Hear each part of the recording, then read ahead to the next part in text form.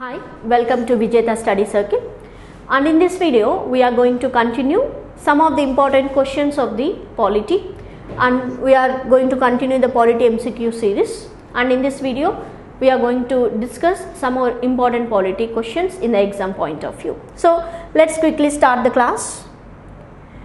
The first question here is saying, according to which article the national emergency may be declared by the President of India.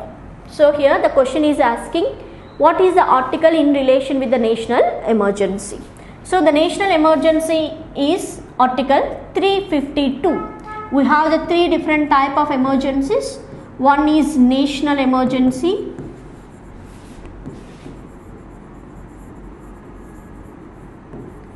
second is state emergency,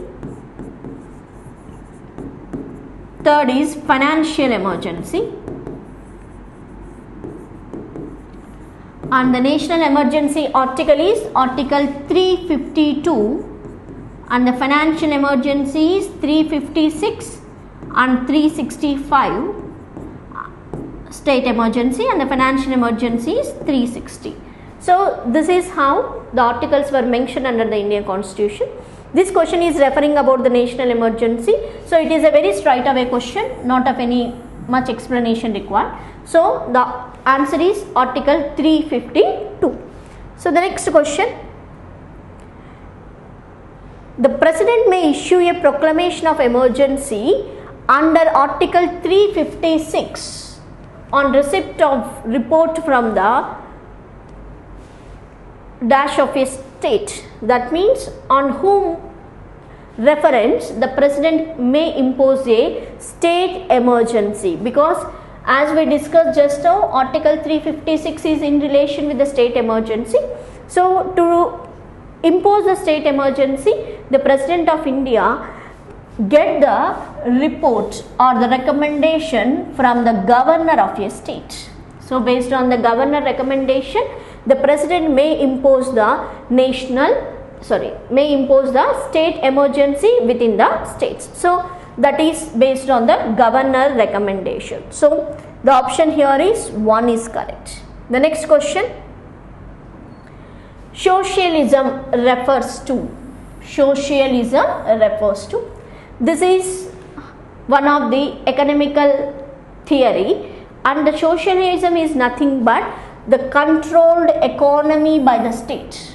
The socialism is, it is a controlled economy by the state.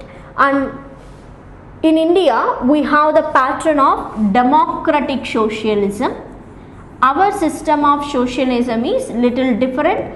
Ours is a democratic socialism. That means here both the public and private both have the role to play, but wherever it is required, the state can have a control over the economical activities. So that is what mean by democratic socialism. But in theory we say the socialism is nothing but the controlled economy by the state. So the answer here is the state, nothing but the controlled economy. The next question.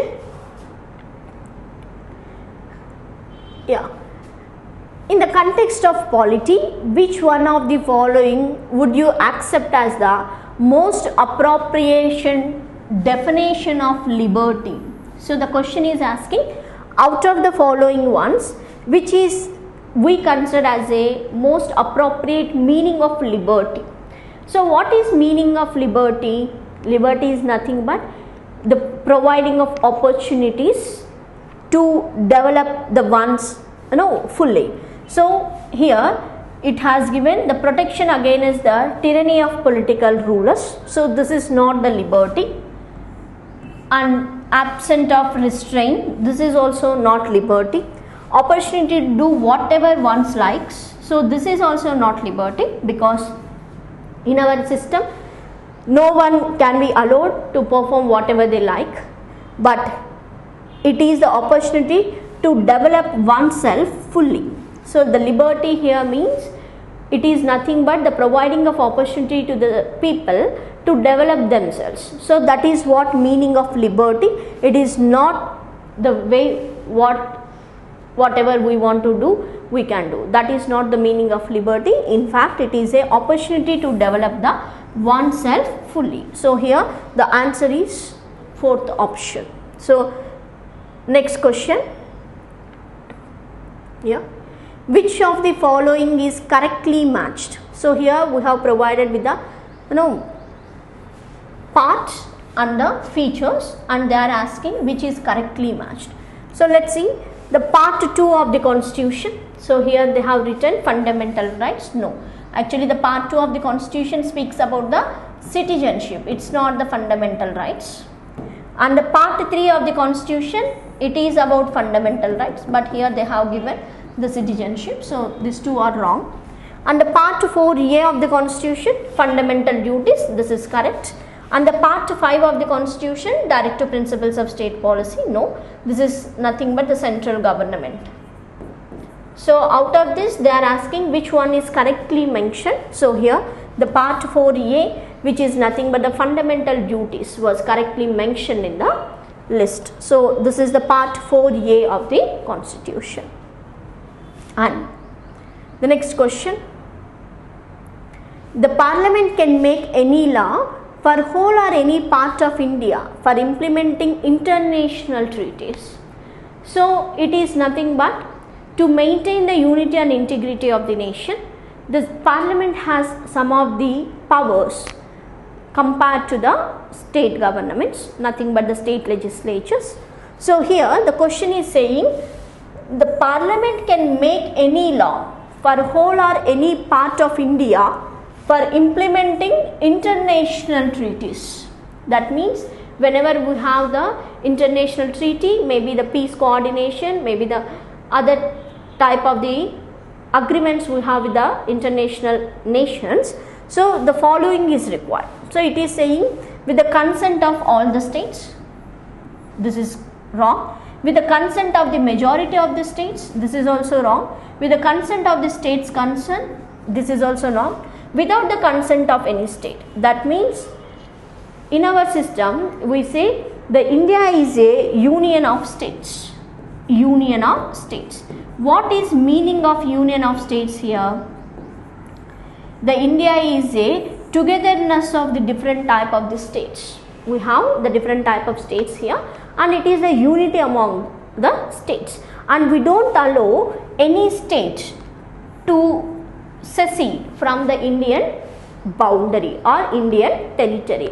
That means if in case any such type of the international treaties can be done, the Parliament can take a call. The Parliament can make any law for the implementation of that international treaties, though it is a part of that state also.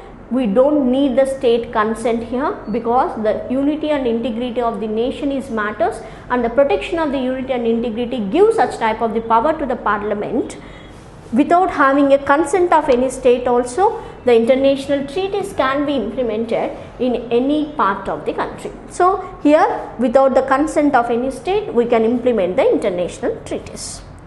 The next question, who is referred as the Supreme Commander of Forces in India? This is one of the military power of the President of India. Under the military powers of President of India, we say he acts as a Supreme Commander of the all the forces, whether it is the Air Force, the Armed Forces, and even the all the defense forces. So for all these forces he acts as a Supreme Commander. So this is the President who acts as a Supreme Commander. And consider the following statements. Here they have given two different statements, and with reference to the Constitution of India, the directive principles of state policy constitute limitations upon. So it says the directive principles of state policy constitutes limitations on whom? So the options here, the legislative function, executive function they have given. So it won't give any limitations to the legislative function, it won't give any limitations to executive function. It is neither one nor two, because the directive principles of state policy does not give any type of limitations on the legislative and executive bodies. In fact, it gives the directions to the state for making a policy. So it won't give any limitations to anyone, but in other sense it gives the directions to the state for making the policy. So here the option is neither 1 nor 2. So the next question here, fundamental rights are available against. The fundamental rights, whatever was mentioned under part 3 of our constitution, it is available against both the state and the citizens. That means it protects the citizens from the arbitrary action of the state, nothing but if any police person has to arrest any citizen in this country, there are some of the rules and regulations to be followed, and the protection can be given to the citizen, and it will stop such type of arbitrary action by the police people in this country. So in this way it will gives the fundamental rights to the citizens against the state, and citizens, that means the protection of the citizens in sense of untouchability, the prohibition of untouchability. So from one citizen to another citizen, the fundamental rights gives the protection. If any person treats the other citizen in this country as untouchable, that person is a punishable person and it is a punishable offense in the country. So it gives the protection against both the state action and even the citizens actions. So it is both the state and the citizen. So answer is 2 here.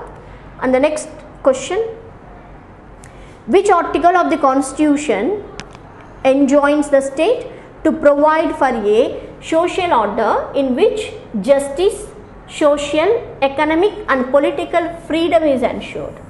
So this is nothing but under the directive principles of state policy. It is one of the socialistic principle. It is a socialistic principle and it has mentioned under Article 39 of the Constitution. Article 39 of the Constitution.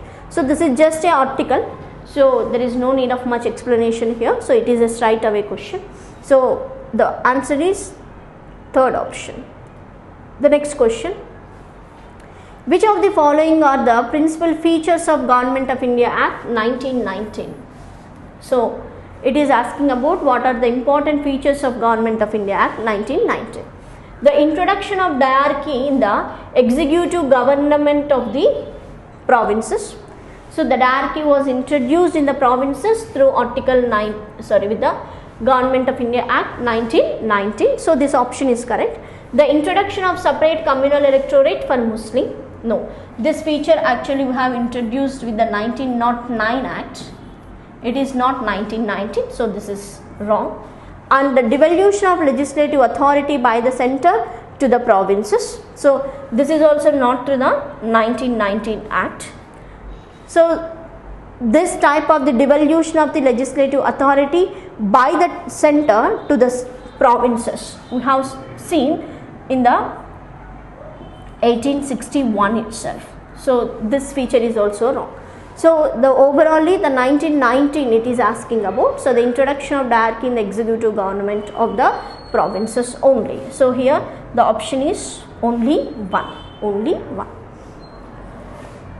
Next question, which of the following committee recommended the inclusion of fundamental duties? The fundamental duties was introduced in our system with the recommendation of the Swaran Singh committee, and it is the Swaran Singh committee recommendations. Here there is no need of these options, maybe it has mentioned little wrong. So you please take the question directly. So which of the following committee recommended the inclusion of the fundamental duties? It is the Swaran Singh committee recommendations. The Swaran Singh committee recommendations. Which organ of the government consists of elected representative of people? So which contain the elected representatives? This is a straight away question. Which organ contains elected representatives? It is the legislature. Who contains elected representatives? This is legislature. And which one of the following articles of the Indian Constitution deals with the impeachment process against the Indian President? Which article deals about the impeachment of Indian President? This is Article 61 of the Constitution. Article 61. What is meaning of impeachment? It is the removal process of the President. Removal process of the President. That is referred as impeachment, and Article 61 speaks about this. And the President of India is elected by the members of an Electoral College, which does not include it. So it is asking the Electoral College which we have created for the election process of the President does not include it. So the Electoral College of the President includes, first of all, the Electoral College includes the elected members of both the Lok Sabha and Rajya Sabha, the elected members of state legislative assemblies, and elected members of union territories with the state legislatures of Delhi and Puducherry. So these are referred as the Electoral College for the election of the President. So it is asking which does not included here. So as we discussed, it contains the elected members of Rajya Sabha, it contains the elected members of Lok Sabha, it contains the elected members of state legislative assemblies. Here the elected members of state legislative council it has given. These people are not a part of Electoral College of President. So the option is 4 here. So the answer here is 4. And vote of no confidence motion is brought in which house?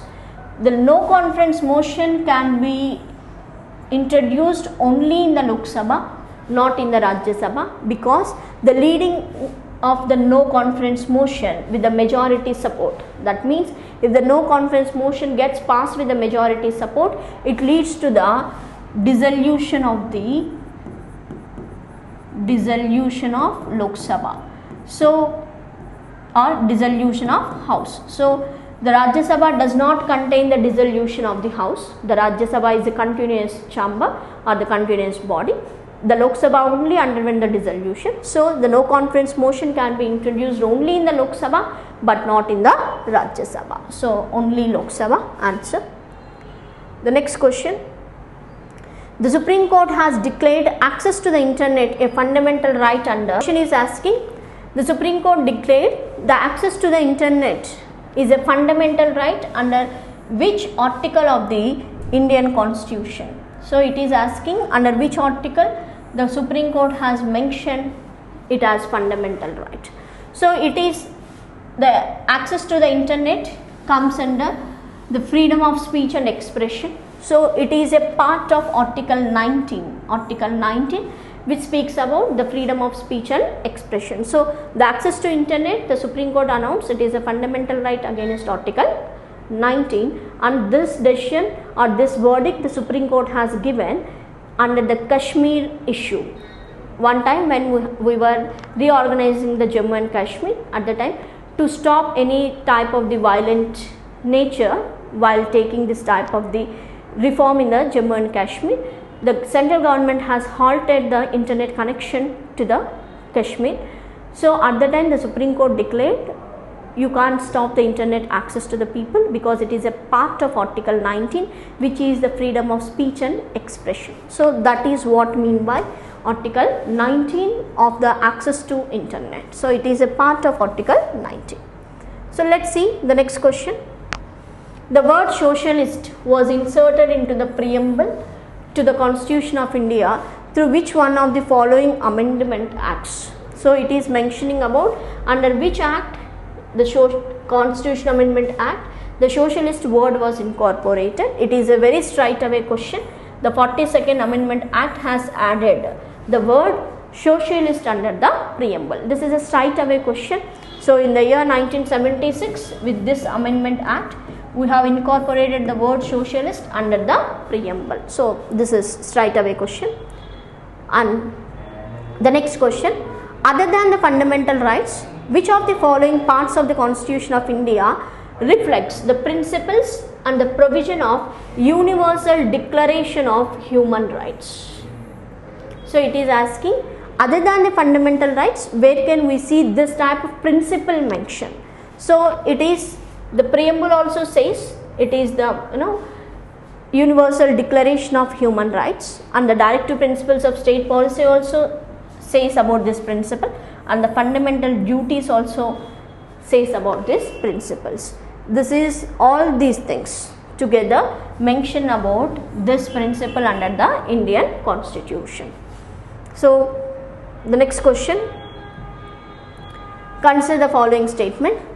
An amendment to the Constitution of India can be initiated by introduction of a bill in the Lok Sabha only. So here the question is asking about the Constitution Amendment Bill. The Constitution Amendment Bill can be introduced either in the Lok Sabha or in the Rajya Sabha. Any house can introduce the bill. There is no need, the Lok Sabha only has the power. So this option is wrong. And if such an amendment seeks to make the changes in the federal character of the Constitution, the amendment also required to be ratified by the legislature of all the states of India. So the statement 2 is saying, if we are amending the Constitution which disturb the federal structure. What is meaning of federal structure here? Any type of center and the state's powers. If such amendment is disturbing the central and the state powers in any way, that particular amendment require half of the consent of states. Half of the consent of states. It does not require the consent of all the states. It requires only half of the states must give a consent. So here the option has mentioned all the states of India. So this is also wrong. Only half states need to give such type of the consent. So here both 1 and 2 are incorrect. So neither 1 nor 2 is correct answer. Neither 1 nor 2. And the next question. Given below are two statements. Here they have given assertion and reason. So the model code of conduct is to be followed. The model code of conduct is to be followed by the political parties as soon as election is announced. This is correct, because once the election is announced, the model code of conduct comes into practice, and when there is a model code of conduct, no governmental developmental programs can be taken up in that particular area because it may influence the voters in that locality. So this statement is correct. The model code of conduct was enacted by Parliament. The model code of conduct is enacted by Election Commission of India. Parliament does not have the authority to interfere into the matters of elections here. So it is the Election Commission of India, not the Parliament. So the statement A is correct or is false. So here A is true, but correct the option, or is false. A is true or is false. So the answer here is 3. A is true or is false. Let's see the next question. Who among the following proclaims financial emergency in India? By this time we have discussed enough about this one. The financial emergency imposition power lies in the hands of President of India. All the emergency powers enjoys by the President. So the financial emergency is also the power of the President of India.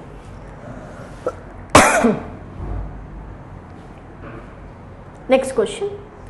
Consider the following statements. So the Constitution of India defines its basic structure in terms of federalism, secularism, fundamental rights. So the basic structure is not the fundamental rights. The basic structure is democracy.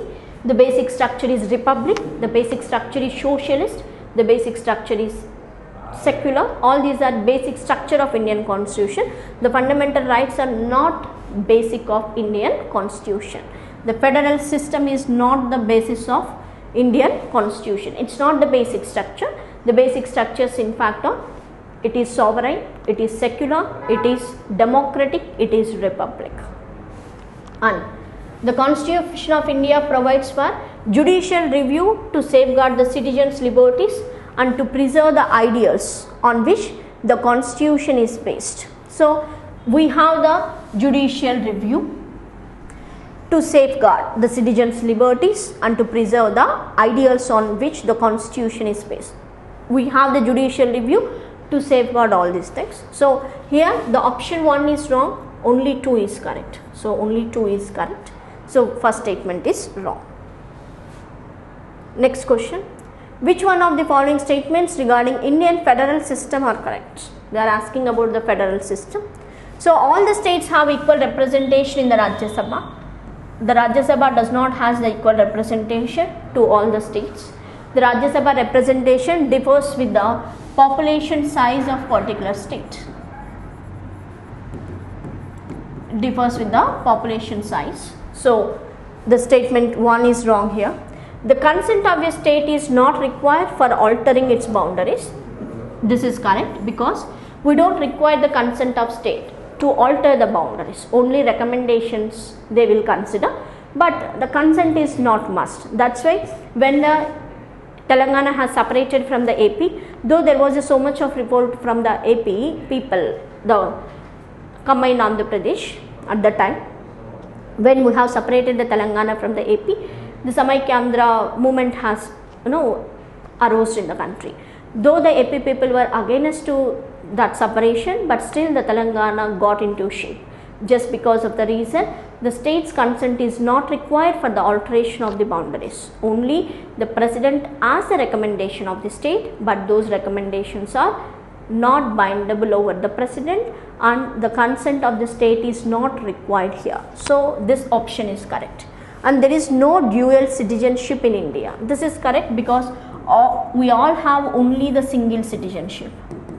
We don't have the dual citizenship. So, out of this the first statement is wrong and 2 and 3 are correct. So, 2 and 3 are correct. So, the next option or the next question, let's see. Yeah. In the Indian constitution, the right to equality is guaranteed by 5 articles. They are. So, this is a straight away question from the fundamental rights corner. So, the right to equality is from article 14 to 18. Article 14 to 18. So, we have the right to equality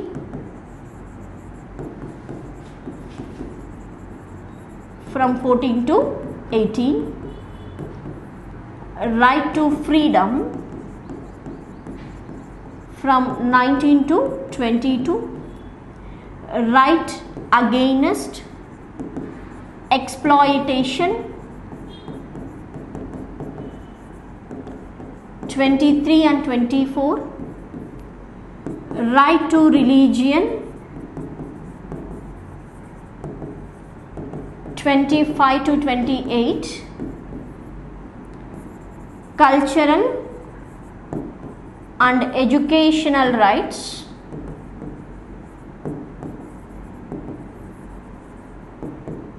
29 and 30, and right to constitutional remedies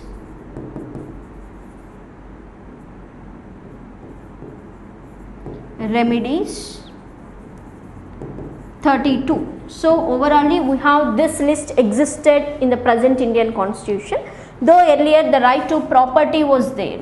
Right to property was there under article 31. Under article 31 of the Indian constitution, the right to property was there, but now it is not under the list of fundamental rights column. Presently, today, the fundamental rights categories are divided into right to equality from 14 to 18, right to freedom 19 to 22, right against exploitation 23 and 24, right to religion 25 to 28, cultural and educational rights 29 and 30, right to constitutional remedies 32. This is the list So here the question is asking about the right to equality.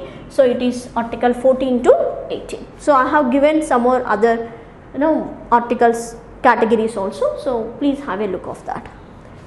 Yeah. The next question. The appointment of a governor in a state is made as per the provision of constitution. So here it is asking about appointment of a governor. Appointment of a governor. The governor appointment can be done by the president. Who appoints the governor? That is the president, and he does not enjoy any of the security of tenure, though he will enjoy the post for the period of 5 years, but that time period is subjected to the pleasure of the president. All these appointment of the governor was mentioned under article 155 of our constitution. The 155 speaks about the appointment of the governor, and it is the power of the president. So this is a straight away question. What was the basis for constituting the Constituent Assembly of India? So for the creation of the Constituent Assembly to frame our own constitution, what was the basis of that? So it is the plan of the Cabinet Mission Plan of 1946. This is a straight away question. The Cabinet Mission Plan of 1946 has given the basis for constituting the Constituent Assembly for India. So the purpose of this Constituent Assembly is to frame our own constitution without having external influence. Without having external influence. So this is the Cabinet Mission Plan 1946. This Cabinet Mission Plan finally compromised both the Muslim League and the Indian National Congress to frame its own Constituent Assembly for the creation of the Constitution of India. So this is the Cabinet Mission Plan idea. So this is about the answer. The next question. How the Attorney General of India appointed? So the Attorney General of India is appointed by the President. Who appoints the Attorney General? This is a straight away question. He is also one of the executive under the central government. The Attorney General of India appointment can be done by President, and he holds that position with the pleasure of President, and the President himself fixes the remuneration of the Attorney General of India. So the Attorney General of India appointment is in the hand of the President of India. So this is the President. And the necessary qualification for a person to be appointed as district judge. So to be appointed as a district judge, the following are required. The person not be the service of the central or the state government. So he must have not be worked in any of the central or the state governments, and he should have been advocate or pleader for the period of 5 years. So this is correct. He should have worked minimum 5 years of time period, and he should be recommended by the High Court for the appointment. So it's not like he should be appointed only with the High Court recommendation. So the governor do the appointment of the district judge. For his appointment, the qualifications, here the question is asking about the qualifications. The qualification mentions that he should not done any of the service under the central and state government, and he should have been advocated for a period of minimum 5 years. These are only two correct, though the High Court gives such type of the recommendations to the governor for the appointment of district judge, but there is no such type of qualification required. So the question is asking about qualification. So only 1 and 2 are correct. So only 1 and 2 are correct here. So the next question. When and where the Panchayat Raj system in India was introduced? The question is asking when the Panchayat Raj system was first introduced in the country. So it is on the birth date of the Gandhiji, that is 2nd October of the 1959 in the Rajasthan. Rajasthan was the first state which has introduced the Panchayat Raj system in the year 1959. So on the 2nd October of 1959, under the Nagapur district of Rajasthan, the Panchayat Raj system was first introduced. This is also the straight away question. So this is some of the important questions for the today's video, and I hope you like the question format and you like the explanation too. And see you in the next video. Please do subscribe our channel for the continuous update. Thank you so much for watching. See you in the next video.